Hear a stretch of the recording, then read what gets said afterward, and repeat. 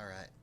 So, I have a friend who moved in and started living with me in October, and he was, for all intents and purposes, a complete beginner, in the mandolin, and he's given me some perspective on stuff that he's found helpful. So I figured I would try to spread that more, and so I thought it might be cool to make a video talking about the melody. Like I think if you're new to this kind of music, going to jams, bluegrass, and old time, old time and bluegrass I feel often gets conflated. Just to touch on that, uh, bluegrass. I mean, certainly, the actual music. I think old time generally refers to music that existed before the music industry in America. So there's a lot of string band stuff happening that people would play for their own pleasure, and bluegrass is a product of Bill Monroe and his Bluegrass Boys. Was certainly informed by old time music, but as far as function goes, as far as bluegrass jams and old time, bluegrass is it's going to be more of a individualist. Like, oh, well, I guess so. The chords stay the same in bluegrass, and you might improvise over the melody if it's kind of like everyone presents, right? It's like a show and tell kind of thing. So like yeah, basically the locus of where creativity happens or improvisation, spirit of improvisation, that's going to happen through the individual improvising on the melody. They might ditch the melody of the tune, um, and just kind of go on a Freedom Jazz Odyssey kind of thing, and um, that's their prerogative. And then in old time, where the creativity or the idiosyncratic spur of the moment kind of energy that happens is going to be a lot of times through the harmony. In bluegrass, the harmony stays the same. You can count on the chords.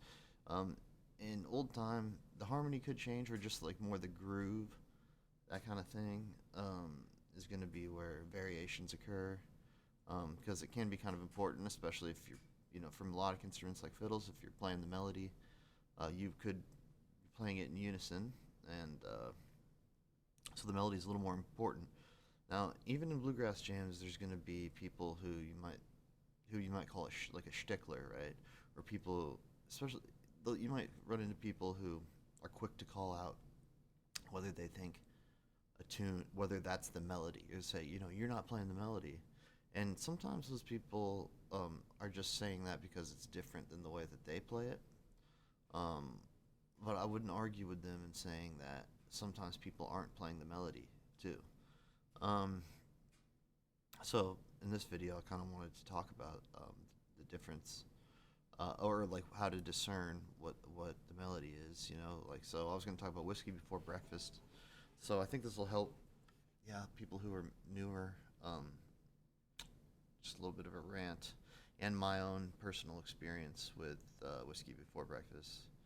Um, so I would argue that what the melody is for Whiskey Before Breakfast, because you're gonna struggle to find any two versions of that tune being played where it's being played the exact same. I would argue that a tune like that is just a couple of basic themes, you know, and I'd break it down something like, in the most basic, we call this like the skeleton of the melody. Um, you'd say, the first phrase being is just, hey, I'm in D major, starting straight up from a D, going straight up the D major scale into, couldn't get more straightforward than that. It's just an announcement of where we're at. We're in D. Um, then kind of a wavering, or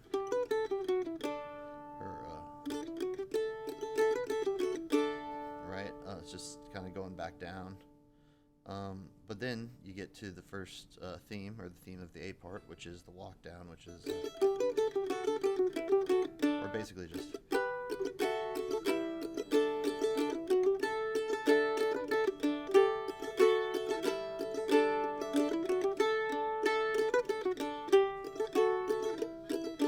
And that's really, it's just, that's the deal. It's just, a lot of people are doing the folding scale thing. basically just this walk down, but you're just jumping up a major third and doing the kind of folding scale thing. So up a major third, up a major third, up a major third, right? Sorry, minor third, right? It depends. It's not really it's not really an interval as much as it is just within the scale going up two intervals of the scale, two degrees of the scale. Yeah, so that's the first theme, and so basically the A part is just doing that 4 times. I'm in D major.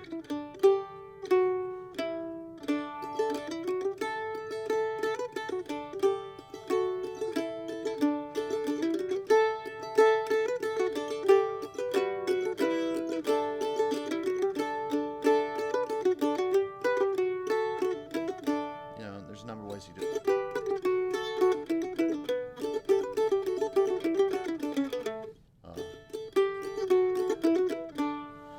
You know, anything works as long as it's got that theme in it, and I would say that's an integral part of the melody. Now the B part has, again, a statement right off the bat saying, "Hey, we're in D major here, playing over this D major chord with an arpeggio, but you're going up to that next octave, that D, hitting that major 7th interval on the way up, right before the octave, and then." So the chords, you got D major, then your E minor, A major, D, A, right? So you got D major, then here's your E minor, so you're going to outline that with an E.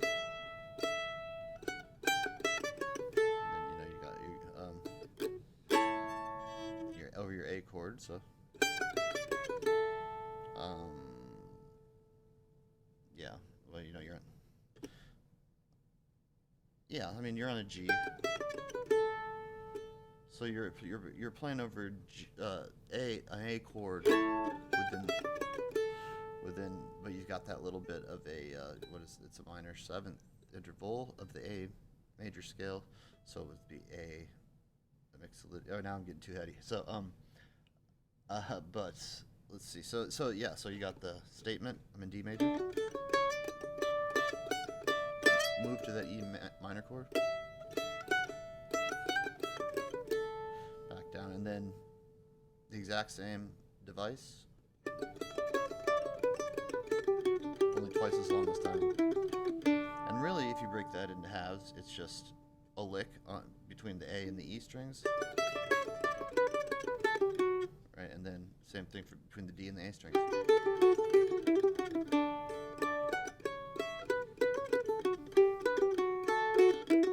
So really, it's just a walk down, but twice as long. So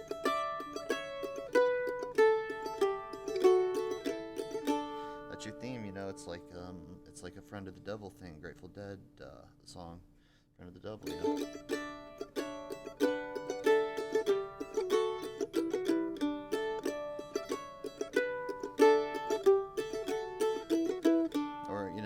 Another fiddle tune, Blackberry Blossom, right? Which is just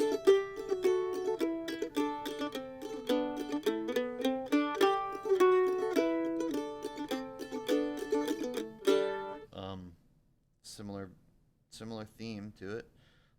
So yeah, and then yeah, so that's the B part. So you can see how it is just the 2 parts. Now, oh, sorry, I gotta let my cat in. Dog, whatever this is.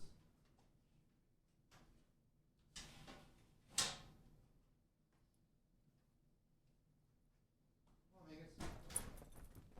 No, Petunia. No. Sorry. I think that's the cat.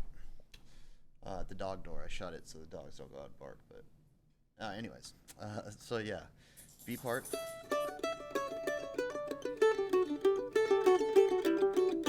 Now there's lots lots of ways you can do that. Like,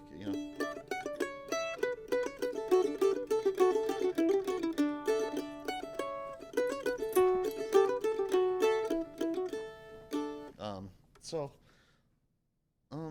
but you've got that fundamental, um, you got that fundamental thing underneath it, right?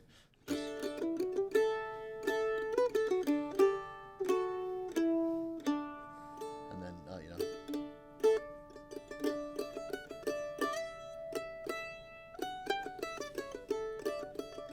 or, sorry, complicated it. So let me tell you a little bit about my personal history with this tune. So, like, at first, when I learned it, it was one of the first tunes I ever learned, and one of the first tunes I ever thought about playing a variation of that I could kind of make more my own. And I think the first thing I was listening to versions of the tune, what I noticed is, like, man, there's a lot more notes in this. So naturally, this is a great tune, by the way, for learning the major scale if you are a beginner. But naturally, I just filled in. I kind of did that, like, so, like.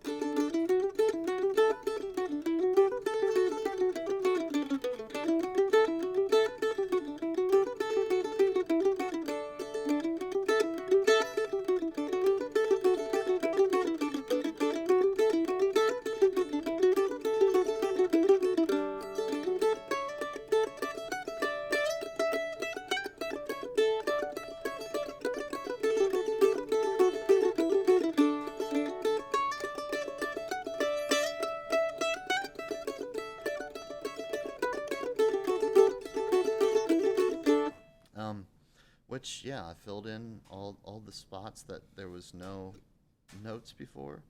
I just kind of kept the hand going, 16th notes or whatever that is, 8th notes. I always get that mixed up. But yeah, so it's just an onslaught. I basically just filled in all the spots. But then I think when I eventually revisited that, I found that it had lost that original kind of.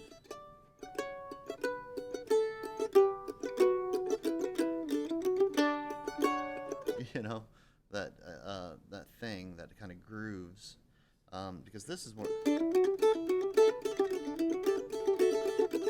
It's like a typewriter, like pushing forward, instead of the. The feel of that original kind of.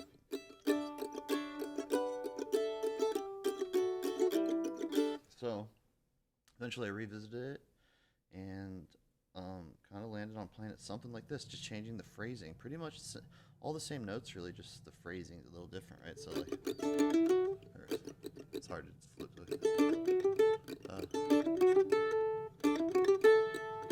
Okay.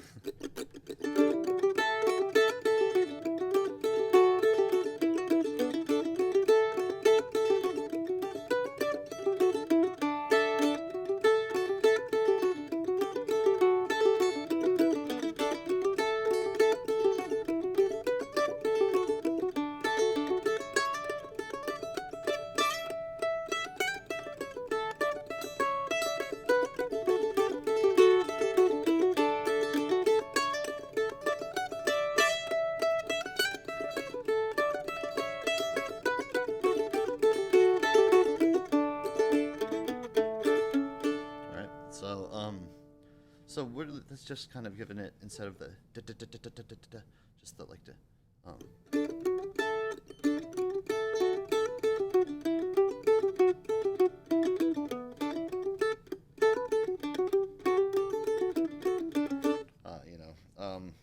just the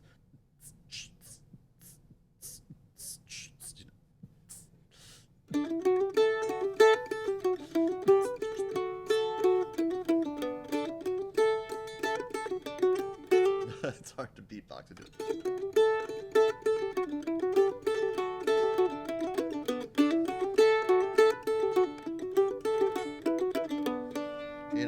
Or whatever.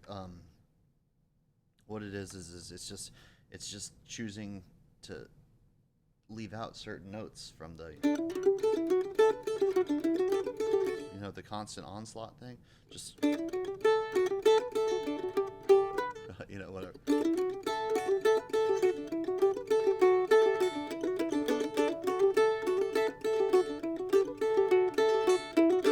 So, yeah, I think that's important to kind of always be paying homage to the fundamental aspects of the tune in mind, because no matter who you listen to playing Whiskey Before Breakfast, it's going to have that underlying. All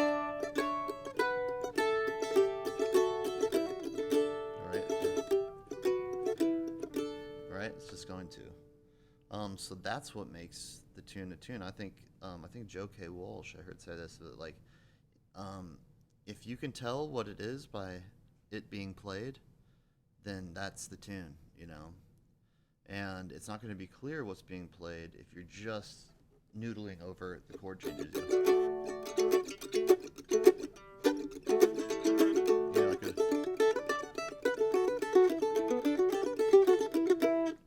That doesn't sound like Whiskey Before Breakfast, but